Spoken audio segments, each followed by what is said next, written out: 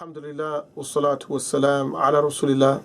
Ramadan is not just a reflection for us for what the rest of our religious year should be like. And the habits that we develop in Ramadan aren't just for Ramadan.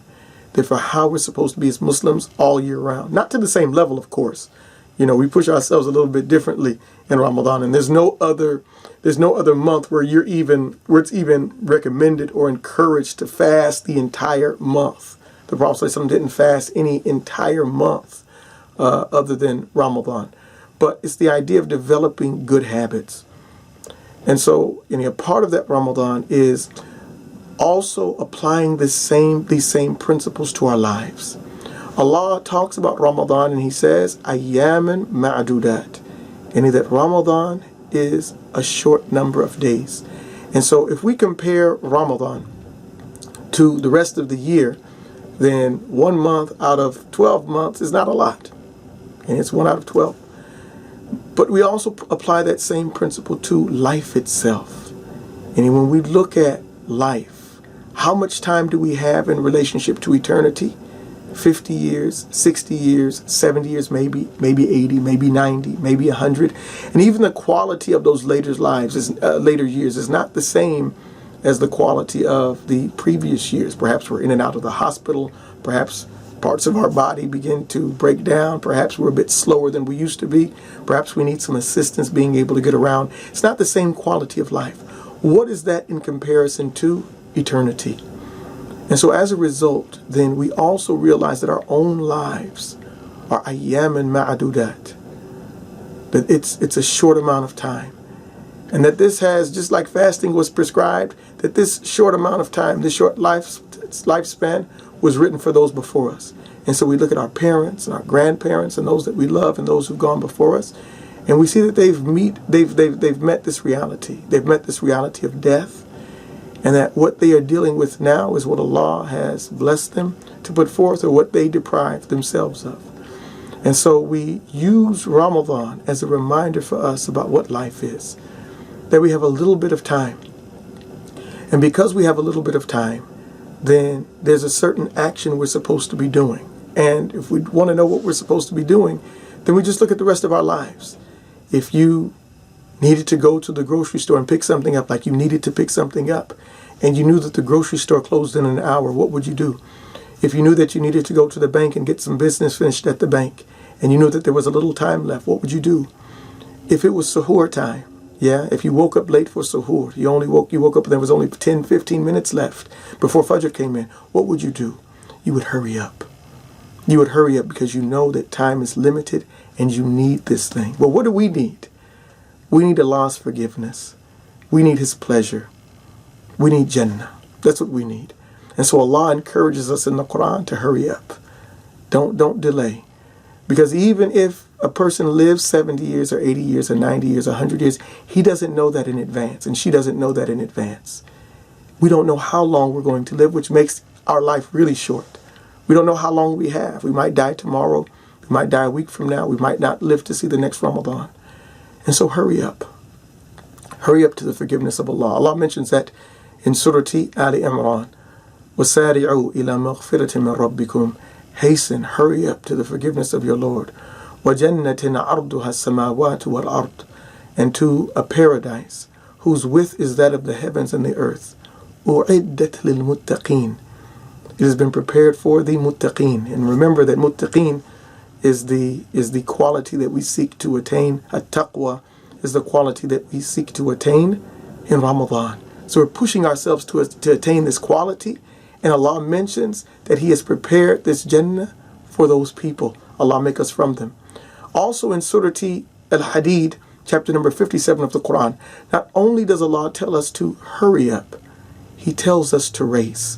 And so racing is a different level. Racing, there's competition. And so we look around us and we see those who might be pushing a little harder than we are. And so we strive and we allow that to be an encouragement for us to push. Some people are competitive. You don't want to be beaten. And so you see other people pushing. You see other people reading the Quran.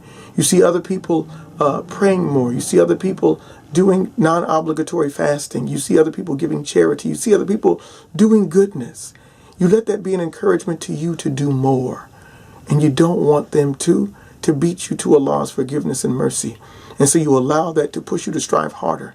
And you allow that to push you to strive harder to your capacity, not to theirs. And that's important. We never compare ourselves to others when it comes to types of worship. We compare ourselves to others in terms of just worship and pushing itself. When you think about Islam, you want to think about Islam just like you think about college and education. Yeah, you have your general education requirements that everybody has to take in order to graduate. And then you have your electives, things that you can choose to do on your own. Islam is a little similar. There are mandatory actions that everyone has to do. Everyone has to be dutiful to his parents. Everyone has to pray. Everyone has to fast if he has the ability. Everyone has to deal with people in an honest way. Everybody has to do that. And everybody has to have a relationship with the Quran on some type of level. That may be different in terms of how much, but everybody has to have some type of relationship with the Quran. Everybody needs to seek forgiveness. Everyone needs to remember Allah. But then when it comes to the extra worship, where Allah subhanahu wa ta'ala has blessed you in particular, then that differs from person to person. So maybe you enjoy extra prayers, and so praying more isn't difficult for you. Maybe for another person, Allah has blessed them financially. They're able to give more charity. That's what Allah has blessed them with. Maybe another person helping people. There was a brother I spoke with a couple of days ago, and he mentioned, for him, he does janazas. He's the one that helps washes and prepare the bodies, and that's what he does, and he likes to do it. And it's something that he's able to contribute to the community. And there's countless of bodies, for example, that he's washed. And so washing bodies of the deceased and attending funeral prayers, that might be something that Allah has made easy. Whatever Allah has made easy for you from your electives, from the extras, that's where you focus your energy. And you do it every time an opportunity presents itself, and it's not a hardship for you. Because when Allah puts an opportunity in front of you, that's what it is. Oftentimes when we do things for other people, we feel like we're doing a favor for them. No. Allah decreed that whatever they need, they're going to get. Allah has blessed us when He gives us the opportunity to fulfill that need. Because as the Prophet ﷺ mentioned, Allahu fi auni al-abd ma kana al-abdu fi auni akhihi. Allah will help the slave in as much as the slave helps his brother. And so when we have opportunities to help others, it is really an opportunity that we're taking to get Allah's help in whatever we need. Maybe we need forgiveness. Maybe we need guidance. Maybe we need knowledge. Maybe you're trying to learn more about Islam and no one in your community is able to do that. So Allah opens up a door for you in terms of resources that you're able to use to gain knowledge and to learn more. Allah knows best. But whatever needs you have, you fulfill the need of someone else, and Allah blesses your need to be fulfilled. And so we hasten to Allah's mercy, and we race to Allah's forgiveness and mercy. And then He says at the end of that selection of ayat, ذَلِكَ فَضْلُ اللَّهِ يُؤْتِيهِ مَنْ يَشَاءُ. That's Allah's blessing that we don't deserve. A fadl is something that Allah gives you and you don't deserve it. ذَلِكَ فَضْلُ اللَّهِ يُؤْتِيهِ مَنْ يَشَاءُ. That's the blessing of Allah that He gives to whom He wills, that we don't deserve. And then when you race, usually there can only be one winner. But Allah wants you to know if you enter this race, everybody's a winner. Because Allah has enough for everyone. ذَلِكَ فَضْلُ اللَّهِ يُؤْتِيهِ مَنْ يَشَاءُ وَاللَّهُ ذُو الْفَضْلِ الْعَظِيمِ. And Allah has enormous fadl, enormous virtue and blessings. Yani, there's enough for everyone. There's enough to go around. And so race.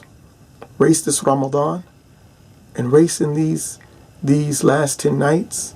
And race in the rest of your life. Hurry up and hasten to doing those things that will improve your situation with Allah subhanahu wa ta'ala. We ask Allah for His mercy and His goodness, forgiveness, to continue to guide us and to teach us and to give us the tawfiq, to give us the success to implement the best of what He has taught us. Wa sallallahu ala nabiyyina Muhammad wa ala alihi wa sahbihi wa sallama tasliman kathira.